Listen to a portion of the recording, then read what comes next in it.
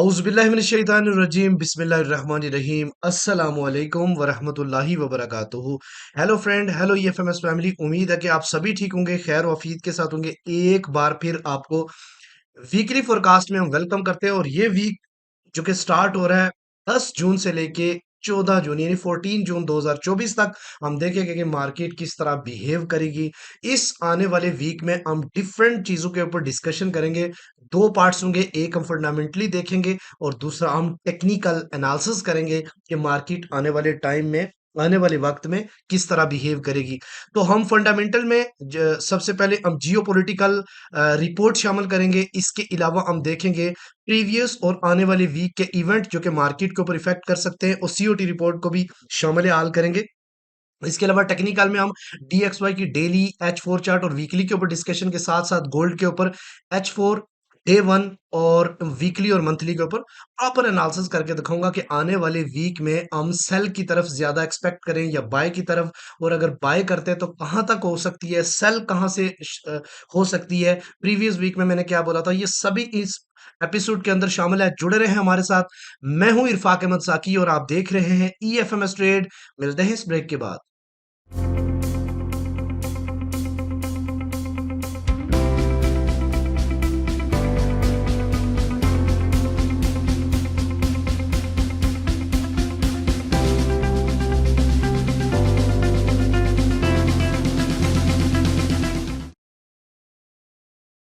Welcome friend, अगर आप new है और अभी तक आपने हमारा चैनल EFMS ट्रेड सब्सक्राइब नहीं किया तो सबसे पहले चैनल को सब्सक्राइब कर लें और बेल आइकन पे क्लिक कर लें ताकि रोजाना आने वाली जो अपडेट है उसको आप फौरन आपको मिले और आप सबसे पहले वीडियो देख सकें।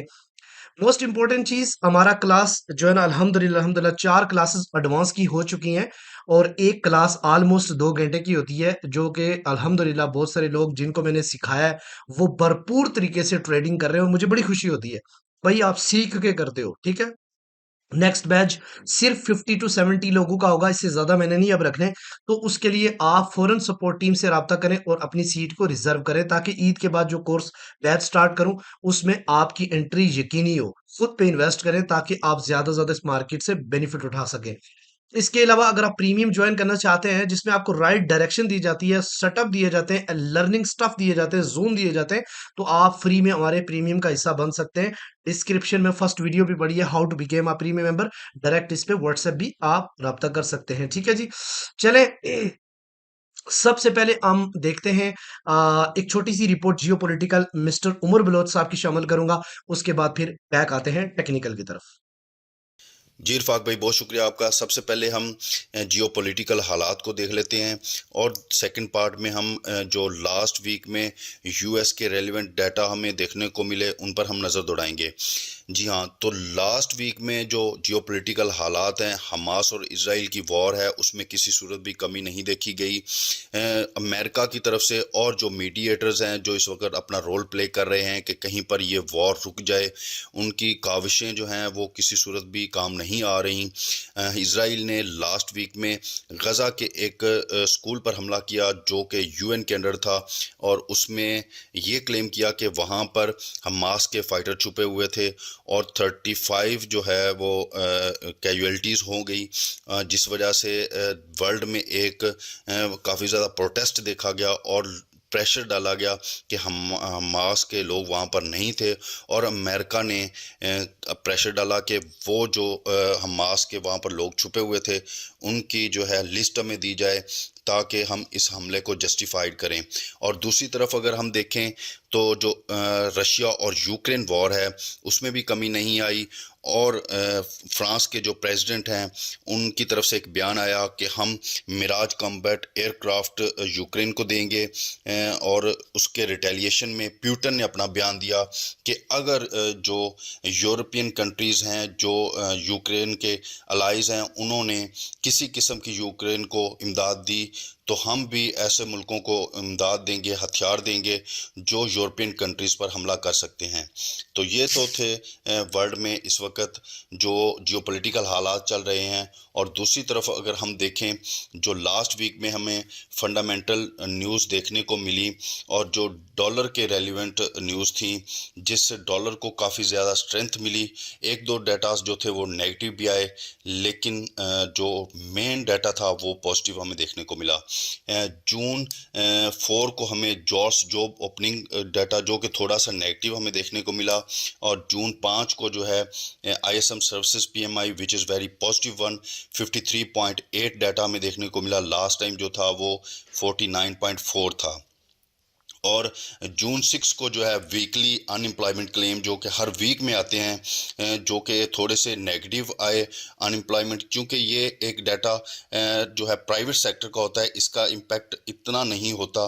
जो अनएम्प्लॉयमेंट थी वो यूएस में बढ़ गई, 229 के डाटा हमें देखने को मिला। लास्ट जो था वो 219 था।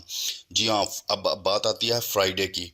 फ्राइडे में एक गोल्ड ने एक अच्छी और तगड़ी जो है वो बेरिश मोमेंटम को कंटिन्यू किया, जिसका एक मेन रीजंस जो थी वो चाइनीज़ बैंक थे और डिमांड एंड सप्लाई थी।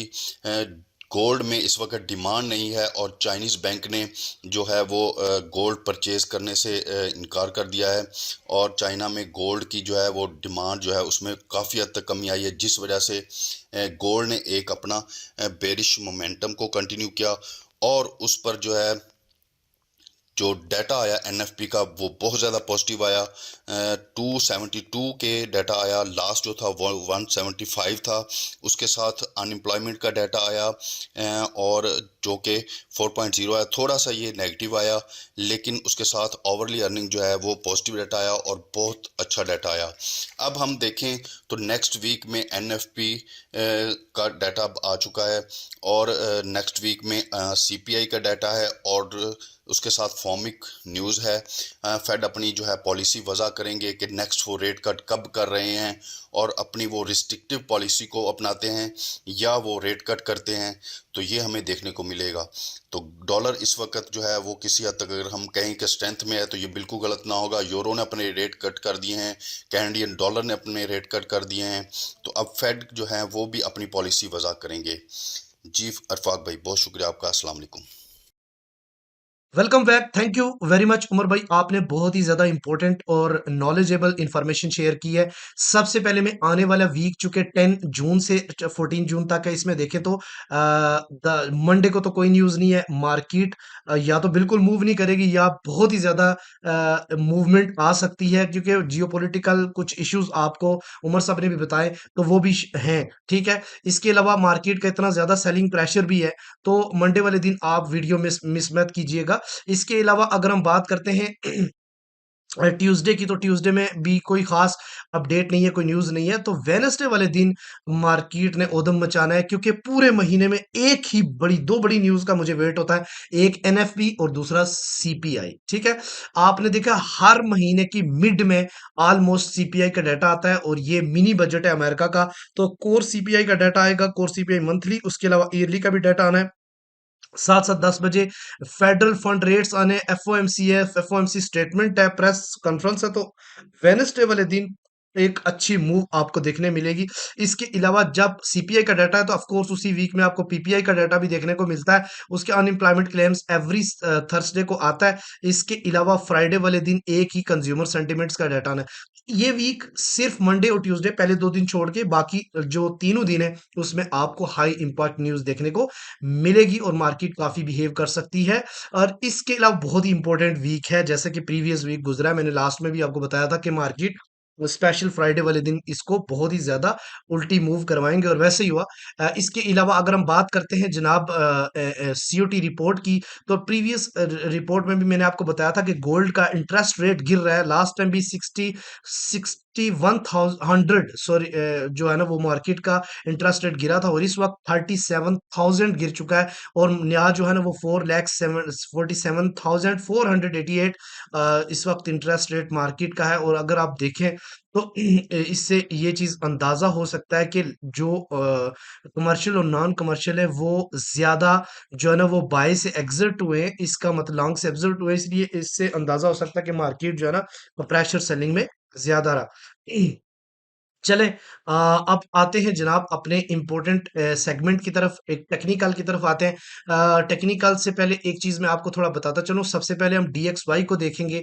DXY की वीकली को अगर मूव ऑब्जर्व करने की कोशिश करें तो मैं आपको थोड़ा सा ये बताता चलूं कि इस वक्त ये एक मार्केट इस टाइम ट्रेंडिंग इन अपसाइड की तरफ है। ये जो मूव लास्ट में देख रहे हैं, लास्ट वीक की जो मूव देख रहे हैं, इसमें NFP का डाटा का काफी कमाल है। अदरवाइज मार्केट ने इतना डिप मार दिया था।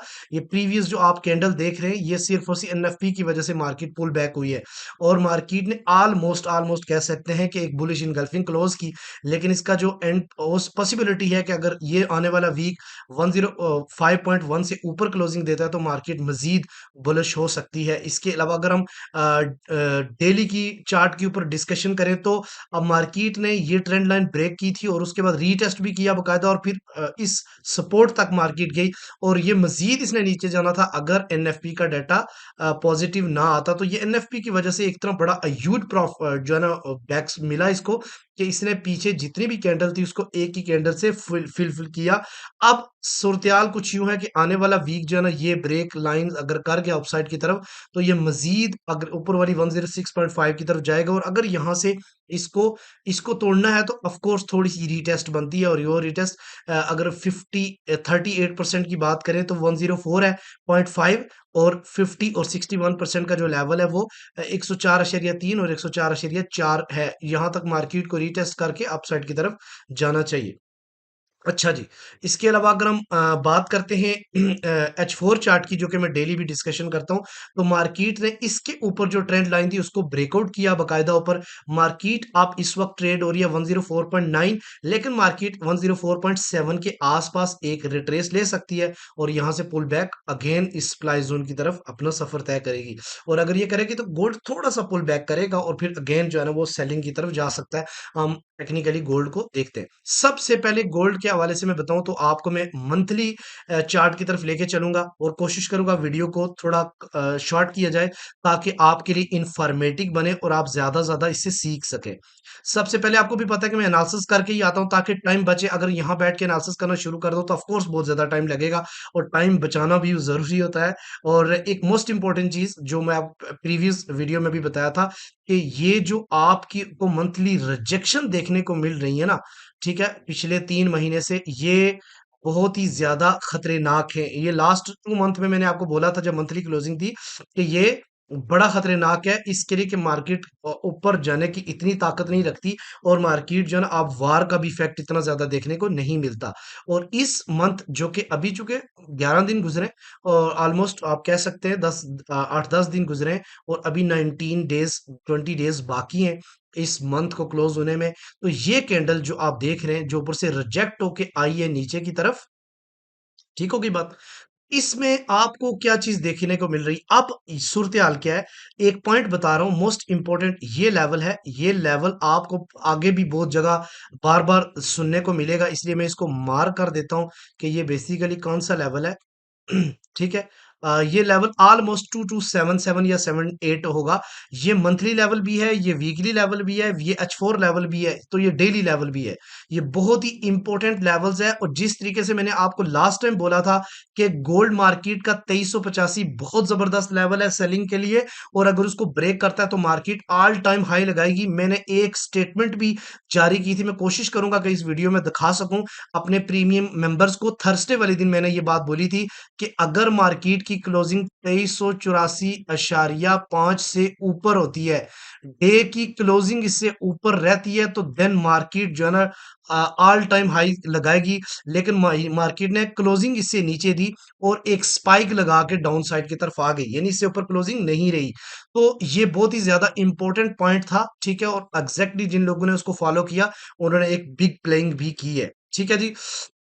अच्छा, तो अब आपने नज़र रखनी है 2277 के ऊपर, और अगर यहाँ से मंथली क्लोजिंग इससे नीचे जाके हो जाती है, तो नेक्स्ट मार्केट का टारगेट जो है ना वो 2148 है। इसके दरमियान में ये छोटा-सा एक है लेवल्स, लेकिन ये ब्रेक कर सकती है मार्केट अगर इस लेवल को तोड़ती है तो। ठीक है जी। अच्छा, अब जनाब आते हैं वीकली की तरफ। चूँकि वीकली हमारी फ़ोरकास्ट है और इसके ऊपर मैं थोड़ा-सा ज़्यादा बात करूँगा ताकि आपको समझने में भी आसानी रहे। अच्छा, ये वीकली थोड़ी-सी आपने देखा कि लास्ट वीक में मैंने आपको एक चीज़ शो की थी और मैंने वो अभी तक मिटाई नहीं है। मैंने आपको बताया था कि वीकली बेयरिश एंगल्फिंग बहुत काम करती है, और ये वीकली ऑलमोस्ट बेयरिश बना चुकी थी, और उसके उससे प्रीवियस वीक में ये बताई थी। उसके बाद रीटेस्ट इधर तक मार्केट ने किया और क्लोजिंग इस जगह पे लास्ट वीक भी दी। इस वीक के अंदर मार्केट ने किया क्या? मार्केट ओपन होते ही अपसाइड की तरफ दौड़ना शुरू हुई।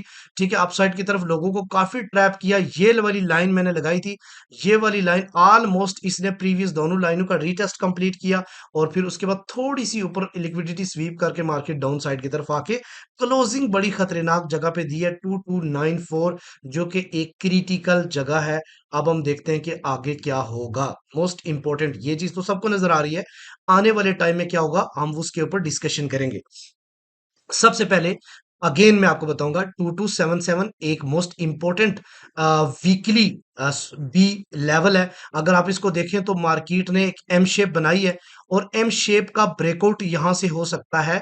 ठीक है, ये इसका नेक, और यहाँ पे अगर देखें तो ये इसका ब्रेकआउट हो सकता है। अगर इससे नीचे जाके वीकली क्लोजिंग देती है तो देन रीटेस्ट के ऊपर मार्केट अगेन इस एरिया, अगेन देखो 2150 के आसपास का एरिया बनता है नेक्स्ट सपोर्ट। ठीक है, अगर इसको ब्रेक वीकली करती है तो, यानी नेक्स्ट वीक इससे नीचे जाके क्लोजिंग देती है, एक चीज तो क्लियर है कि सेलिंग प्रेशर है। लेकिन डजंट मीन कि आप यहां से ही सेल करना शुरू करें। सेल के लिए कुछ नियर पॉसिबिलिटीज प्लेस देखते हैं। अगर मार्केट पुल बैक करना चाहिए मार्केट को थोड़ा सा, क्योंकि वार का भी इफेक्ट है, और मार्केट को कहां तक पुल बैक करना चाहिए? मार्केट को पहला जो पुल बैक करना चाहिए वो तो मैं आपको बताता हूँ 2309 का एरिया है। ये मोस्ट इंपॉर्टेंट है। अगर इसको मार्केट ने ब्रेक किया तो अगेन 25 और 40 का एरिया बनेगा। ठीक है, तो जहां से मार्केट आपको पुल बैक की एक अच्छी सेलिंग पोजीशन दे सकती है। ठीक है, और अगर बाइंग को आप देख रहे हैं तो ऑफकोर्स 2277 का एरिया बाइंग के लिए अच्छा है। ठीक है, लेकिन वहां पे मार्केट जब पहुंचे तो आप मार्केट का बिहेवियर या मेरी डेली वीडियो का सीपी भी नोट कर ले। ठीक है, अगर मंडे वाले दिन सीपी मार्केट से नीचे पीछे रह जाता है तो फिर पुल बैक अब आसानी से होगी। लेकिन अगर सीपी जो है ना मार्केट का ऊपर रह गया और मार्केट डाउन की तरफ चली गई तो फिर काफी मुश्किल होगा बायर्स के लिए। ठीक है, अच्छा जी, अब हम बात करते हैं डेली का। तो डेली का बहुत ही जबरदस्त फॉर्मेट बना हुआ है, इसको आपने कोशिश करनी है। जो मैं आपको बात समझाने की कोशिश कर रहा हूं तो वो आप समझना। डेली के ऊपर आप बहुत ही जबरदस्त गेम प्ले कर सकते हैं। लास्ट भी मैंने आपको ये बात बताई थी कि मार्केट प्रॉपर एक हेड एंड शोल्डर बना रही है। ये वाली बात मैंने आपको फ्राइडे वाले दिन बताई थी, और फ्राइडे वाले दिन वीडियो चूंकि यहाँ पे एक बुलिश इनगल्फिंग बनी, उसके ऊपर मार्केट ने इस बुलिश इनगल्फिंग का रिट्रेस नहीं किया। ये भी एक बड़ा खतरनाक साइन होता है कि यहाँ रिट्रेस इसको करके जाना चाहिए था, लेकिन रिट्रेस नहीं किया। मार्केट मार्केट हर बार अपसाइड की तरफ मार रही थी, और ये देखें यहां से मार्केट को गिरना चाहिए था, और ये एक लिक्विडिटी स्वीप यानी 2385 से गिरना चाहिए था, और मार्केट 2388 एक स्पाइक लगा के वापस पुल बैक हुई, और इतना बड़ा पुल बैक दिया कि किसी को देखने चांस ही नहीं दिया। अब इस एरिया में, ये जो एरिया है, इस एरिया में काफी लोग ट्रैप हुए होंगे। 2324 दो लेवल आपको बताऊंगा जहां पे लोग सबसे ज्यादा ट्रैप है। हो सकता है आप वीडियो देख रहे हो आप भी ट्रैप हो। 2324 के ऊपर बहुत सारे लोगों ने बाइंग पोजीशन की, या फिर आप 23 और था 35 या 40 के आसपास। इसकी रीजन ये एक लेवल बनता था, और ये लेवल तो हर नहीं लगाना चाहिए था। इसकी रीजन कि एनएफपी का डाटा पॉजिटिव था, तो ऑफ कोर्स गोल्ड नीचे की तरफ यहां से सेलिंग बन सकती थी रिट्रेस के ऊपर, जो कि फ्राइडे वाले दिन मैंने बताया भी है, लोगों ने सेल भी की है इस जगह से। ठीक है, तो अब आपको सूरत थोड़ी सी मैं आपको मजीद खोल के बताता हूँ। तो मार्केट अगर यहाँ से रिट्रेस करती है इतनी बड़ी कैंडल का, तो ये वाले कौन कौन से लेवल बनेंगे? पहला लेवल बनेगा आपका 2324, जो कि मैंने प्रीवियस आपको बता भी दिया है। उसके अलावा बनेगा 234, थ्री का एरिया। मार्केट को चाहिए कि एक बार पुल बैक करे इस एरिया, यहां से रिजेक्ट हो, एक बार फिर इस एरिया की तरफ आए और अगेन मार्केट जो है ना अपसाइड की तरफ इसको ब्रेक करती हुई जाए। यहाँ पे मजीद लोग आए अपनी बाइंग पोजीशन को अवेल करें और मार्केट यहाँ से टेस्ट करके फिर गिर जाए। ठीक है, ऐसा हो सकता है। और अगर इसके ऊपर मार्केट ने क्लोजिंग दे दी तो फिर एक बार ध्यान में रखिएगा, ये पैटर्न फेल हो जाएगा। ठीक है जी, ये पैटर्न हेड एंड शोल्डर वाला फेल हो जाएगा। और अगर यहां से मार्केट इस साइड की तरफ आती है यानी 2340 24 की तरफ और फिर पुल बैक करके अगेन 2343 की तरफ जाती है, तब तक ये फेल नहीं है, ये गिर सकता है। और इस एरिया को, ये जो काफी स्ट्रॉन्ग जोन है जो कि स्टार्ट हो रहा है ऑलमोस्ट, इसका बेस जो है वो तो 2277 ही है। लेकिन एक चीज जो आपको मैं बताता चलूं, अब आपने जोन ड्रा करना है जिसका अपर बैंड क्या है और लोअर बैंड क्या है, ये भी मैं आपको बता देता हूं। अपर बैंड जो है ना वो 2293 का एरिया है और लोअर बैंड जो है ना वो 2264 का एरिया है। ये एक सपोर्ट जोन है पूरा, जहां से मार्केट स्पाइक करके अपसाइड की तरफ जा रही है। लेकिन इसका जो मिड है वो 2277 का एरिया है। हो सकता है पॉसिबिलिटी है मार्केट नीचे जाए, आपको लगे कि ब्रेकआउट कर रही है और 2265 को टच करके वापस पुल बैक करे। तो इसलिए आपने इस, अगर बाय कर रहे हैं इस एरिया से, तो इसका स्टॉप लॉस आपने बड़ी ध्यान से रखना है।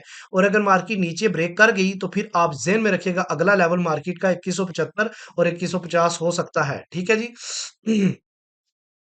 अच्छा, उसके बाद हम बात करते हैं जनाब H4 के ऊपर। तो H4 के ऊपर बड़ी क्लियर, अगर हम इतनी बड़ी मूव को ऑब्जर्व करें तो मार्केट अपसाइड की तरफ गई, अगेन इस एरिया से मार्केट ने सेलिंग पोजीशन बनाई है और ये ट्रेंड लाइन को स्टिल मार्केट फॉलो करती डाउन साइड की तरफ आई।